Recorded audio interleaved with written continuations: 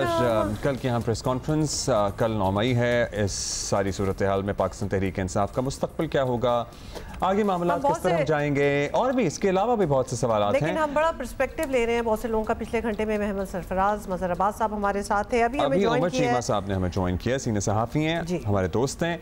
बहुत शुक्रिया चीमा साहब। चीमा साहब, DGISPR की न्यूज़ कॉन्फ्रेंस के बाद एक तासुर तो ये लिया जा रहा है कि तहरीक इंसाफ के साथ चलने के आगे दरवाजे अभी फ़िलहाल तो बंद ही लग रहे हैं। और दूसरा, अगर मुस्बत लेना चाहें तासुर तो ये कि माफ़ी मांगे तो बात आगे बढ़ सकती है। आपको क्या तासुर मिला? आपका इंटरेस्टिंग होता है एनालिसिस।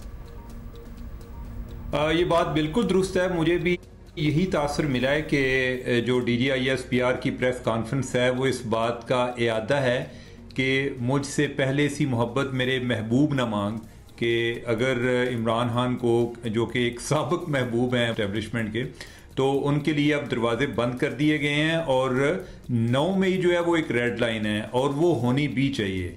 9 मई को जो हुआ है, हमारे बहुत सारे लोग उसकी एक सिग्निफिकेंस को नहीं समझते, उसकी ग्रेविटी को नहीं समझते कि ये कितना एक संगीन वाकया था जो 9 मई को हुआ है। अब और उस पर लोगों का ट्रायल भी होना चाहिए। ये बात फॉल्स फ्लैग ऑपरेशन का जिस तरह उन्होंने जिक्र किया, ये सारी बातें लोगों को कंफ्यूज करने के लिए उस पर लोगों के खिलाफ केसेस चलने चाहिए।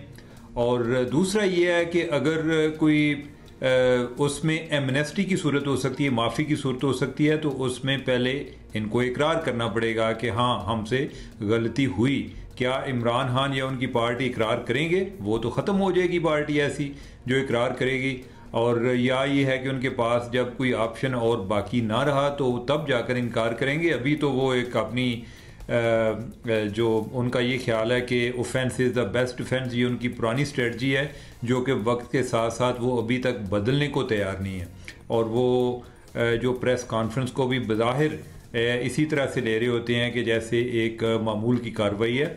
इसमें एक चीज़ जो और एक काबिल ज़िक्र है, वो जो उन्होंने अल्फाज इस्तेमाल किए ना, शरपसंद शरपसंद ग्रो और शरपसंदों के जो उनकी क़यादत फराहम करने वाले लोग हैं, इससे भी अंदाज़ा होता है कि वो उनकी नज़र में अब PTI वाले अल्फाज के इंतखाब से भी ओवरऑल जो तर्जुमान की जो ज़ुबान है उससे भी अंदाज़ा होता है कि जो PTI के बारे में उनकी राय है कि ये शरपसंद लोग हैं। और जब तक वो अपना तरीक़ाकार या अपनी सियासत नहीं बदलेंगे तो इनके लिए कोई गुंजाइश अभी वापसी की बात हो ही नहीं सकती, मुज़ाकरात हो ही नहीं सकते। ये PTI की तरफ से मुतालबे आ रहे होते हैं, लेकिन बज़ाहिर ऐसा होता नजर नहीं आ रहा जी। और वो वाली इंतशार फैलाने वाला टोला और नफरत, सियासी नफरतें खत्म करने की भी बातें की। अच्छा, इसी न्यूज़ कॉन्फ्रेंस में वो बात DGISPR जो कॉन्फ्रेंस कर रहे थे, 2014 के धरनों तक भी बात ले गए। तो वो धरना, उससे पहले और बाद के मामलात में तो बराह रास्त इस्टेब्लिशमेंट के किरदार बल्कि ओनरशिप तक की बात हुई थी। तो क्या ये मुमकिन होगा कि फ़ौज अपने किरदार पर, अपनी इन्वॉल्वमेंट पर तफ्तीश के लिए दस्तयाब होने के लिए तैयार है? ये बात बहुत अहम है कि जो उन्होंने जिक्र किया कि अगर कमीशन बनना है तो फिर कमीशन उधर से बने कि जिधर से ये एक मुजस्समा तैयार हुआ इमरान खान का। और डेफिनेटली और लोगों का यही ख्याल है कि ये इस्टेब्लिशमेंट ने किया था। जब वो कह रहे हैं कि धरनों का स्पॉन्सरशिप कौन फ्राहम कर रहा था, तो मुझे नहीं लगता कि ISPR के DG को इस बारे में अभाम है कि ये उंगलियां इन्हीं की तरफ उठ रही हैं। और जब मैं इन्हीं की बात कर रहा हूँ, बेसिकली इस्टेब्लिशमेंट की जो उस टाइम की क़यादत है उस पर उठ रही हैं। बहुत सारे लोग आज भी ये बात करते हुए नजर आते हैं जी कि यही तो लेकर आए थे। तो इस बारे में उनका जिक्र करना इस चीज़ की अलामत है कि उन्होंने जो पुरानी इस्टेब्लिशमेंट के तजर्बात हैं उनसे ऐलान ला ताल्लुकी किया है। उन्होंने कहा कि वो जो करके गए हैं वो उनकी जिम्मेदारी है, और अगर कोई एहतसाब करना चाहता है, कोई कमीशन बनाना चाहता है, तो हमें इसमें कोई प्रॉब्लम नहीं है। और मेरा ख्याल है कि अब गवर्नमेंट को भी आगे बढ़ना चाहिए। ये आज तक सियासी बयान तो देते आए हैं जी कि वही जो इनको लेकर आए थे वही इनको कंट्रोल करें। अब जो लेकर आए थे वो तो अब चले गए, वो रिटायर हो गए, तो अभी उनके खिलाफ कोई मुहासबा कर लें, अभी देख लें, अभी पता चल जाता है। तो ये एक बड़ी अहम बयान है, ये इससे पहले कभी नहीं आया। और जो सियासी जमातें हैं उनको इसका नोटिस लेना चाहिए। और वो लोग वही नून लीग जो कि एक टाइम मजलूमियत का रोना रोती थी जी कि हमारे लोगों ने उस टाइम जिक्र किया था कि किन्होंने धरना स्पॉन्सर किया तो हम पर इतना प्रेशर आया कि हमें बंदे फारिग करने पड़े। तो मेरा ख्याल है कि आप तो उनको बताना चाहिए कि किन्होंने वो फरागत किन के सबब हुई, दबाव किधर से आया था, और इस पर कमीशन बनाएं और उन्हीं लोगों को बुलाएं और उनसे तहकीकात का। बड़ी बात थी ये। अब इस सूरत हाल में ये बताइएगा चीमा साहब के इस्टेब्लिशमेंट और तहरीक इंसाफ एक तरह से आमने सामने ही हैं और वफाकी हुकूमत में जो जमातें हैं वो एक तरफ हैं। पख्तूनख्वा हुकूमत का मुस्तकबिल आप क्या देख रहे हैं, क्योंकि वो भी आए रोज़ वफाक के ऊपर दोबारा से चढ़ाई करने की बातें करते रहते हैं और जो उनका अंदाज़ है वो तो किसी से ढका छुपा है नहीं।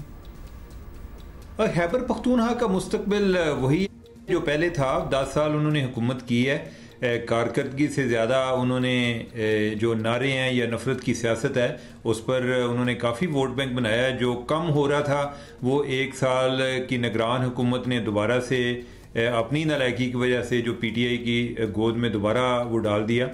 तो उधर भी यही है कि बस मौला जट स्टाइल गवर्नमेंट चल रही है। जिस तरीके से जो गंडापुर हैं वो गंडासा उठाए हुए फिर रहे होते हैं, कभी वो आने वाले गवर्नर के साथ लड़ रहे हैं, कभी किसी और के साथ।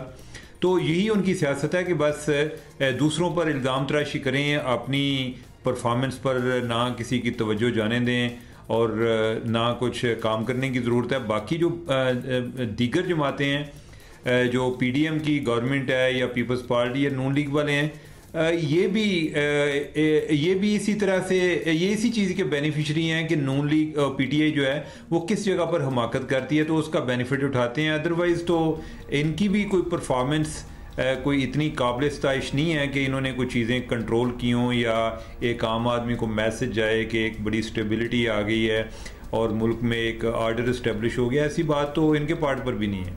आपका चीमा साहब, ऐसे मैं कहता हूँ गंडापुर साहब की भी ज़बरदस्त ज़िंदगी चल रही है।